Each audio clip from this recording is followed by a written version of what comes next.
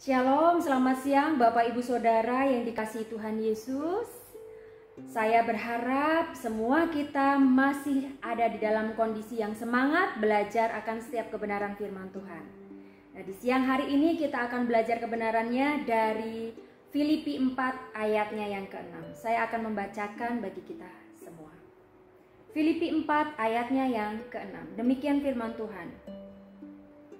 Janganlah hendaknya kamu khawatir tentang apapun juga, tetapi nyatakanlah dalam segala hal keinginanmu kepada Allah dalam doa dan permohonan dengan ucapan syukur.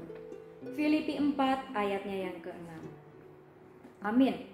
Demikian jauh pembacaan firman Tuhan. Berbahagialah bagi kita yang mau mendengar dan melakukan setiap kebenaran firman Tuhan di dalam hidup kita sehari-hari. Oke, Bapak Ibu, di siang hari ini saya akan menanyakan satu hal kepada Bapak Ibu dan Saudara ya. Apakah Bapak Ibu dan Saudara saat ini merasa bahagia, gembira, sukacita? Kalau jawaban Bapak Ibu adalah ya, saya gembira, bahagia, dan sukacita, maka coba berikan senyum yang termanis, berikan senyum yang terbaik kepada saudara-saudara atau orang-orang yang saat ini ada di sekitar Bapak Ibu. Mudah ya, memberikan senyum yang terbaik itu mudah. Tetapi apakah saat kita berada di dalam situasi dan kondisi yang tidak kita inginkan, tidak pasti, di tengah keraguan-raguan akan sesuatu hal yang terjadi nanti yang kita tidak tahu, masihkah bisa kita bahagia, gembira, dan bersukacita? Nah, ayat yang tadi kita baca ya Bapak Ibu ya, dari Filipi 4 ayatnya yang ke-6, itu adalah tulisan Paulus. Paulus di dalam situasi dan kondisi yang tidak nyaman, tidak mengenakan, tidak ada kepastian dan sulit, ya. Dia mengalami kapalnya karam. Dia mengalami penolakan-penolakan saat dia mengabarkan kebenaran firman Tuhan. Dia juga mengalami kondisi yang tidak dia inginkan, yaitu di dalam penjara. Dan tidak hanya satu kali Paulus mengalami di penjara. Saat dia di penjara itulah salah satu tulisannya kita baca tadi. Di tengah ketidakpastian, di tengah keraguan-raguan, di tengah kondisi yang begitu sulit yang Paulus alami, dia masih bisa memberikan support, dia masih bisa memberikan semangat kepada jemaat-jemaatnya di Filipi. Dia mengatakan seperti yang tadi baru saja kita baca.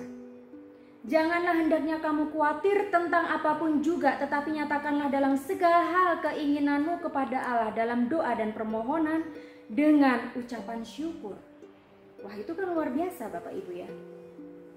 Mungkin kita belum pernah ada di dalam kondisinya Paulus, tapi Paulus mampu di tengah-tengah kondisi yang dia tidak inginkan, dia bisa menyemangati orang untuk tetap semangat dan berserah kepada Tuhan, menyerahkan kekhawatiran kepada Tuhan. Jangan khawatir, berdoa. Nah, ayat ini Bapak Ibu itu menguatkan saya secara pribadi. Kondisi yang saat ini saya alami atau Bapak Ibu alami secara global itu tidak mengenakan. Di tengah pandemi ada banyak pergumulan tentang kesehatan, ada banyak pergumulan ketidakpastian dengan ekonomi. Banyak orang di luar sana tidak bisa makan. Sampai kapan ini terjadi? Sampai kapan ini bisa dipulihkan Tuhan? Dan lain-lain. Belum lagi pergumulan tentang rencana saya seperti ini. Kira-kira nanti rencana saya ini akan benar-benar bisa terlaksanakah, terwujudkah, atau justru sebaliknya? Yang saya rencanakan tidak benar-benar terjadi. Yang terjadi adalah yang bukan rencana saya, yang tidak enak. Nah, kita hidup di tengah-tengah ketidakpastian. Kita hidup di tengah-tengah kekhawatiran. Kita hidup di tengah-tengah keraguan-raguan akan satu hal, sesuatu yang akan terjadi nanti ke depan yang kita tidak tahu. Tapi satu hal yang pasti, bahwa Tuhan Yesus ada. Dan Paulus mengingatkan kita bahwa Janganlah hendaknya kamu khawatir. Itu artinya kita tidak boleh khawatir, tapi sebaliknya kita diminta untuk menyerahkan kekhawatiran kita kepada pihak yang lain. Siapa? Tuhan. Kenapa kita harus menyerahkan kekhawatiran kita kepada Tuhan? Supaya kita bisa digantikan dengan syukur, supaya kita bisa digantikan dengan sukacita, supaya hidup kita bisa dipulihkan, digantikan dengan kebahagiaan sejati, walaupun ada di dalam kondisi yang tidak mengenakan. Kenapa kita harus menyerahkan kepada Tuhan? Karena Dia adalah Alfa dan Omega. Dia tahu segala-segalanya. Sebelum kita dijadikan pun Tuhan sudah tahu akan hidup kita. Dan yang pasti juga adalah Dia akan menyertai kita. Kekhawatiran itu apa sih? Keraguan-raguan itu apa sih? Kekhawatiran dan keraguan-raguan adalah segala sesuatu yang saya tidak dapat pahami, yang terjadi nantinya takutnya tidak sesuai dengan keinginan saya. Akhirnya saya ragu-ragu, saya khawatir. Firman Tuhan hari ini mendorong kita untuk menyerahkan segala sesuatu kepada Tuhan.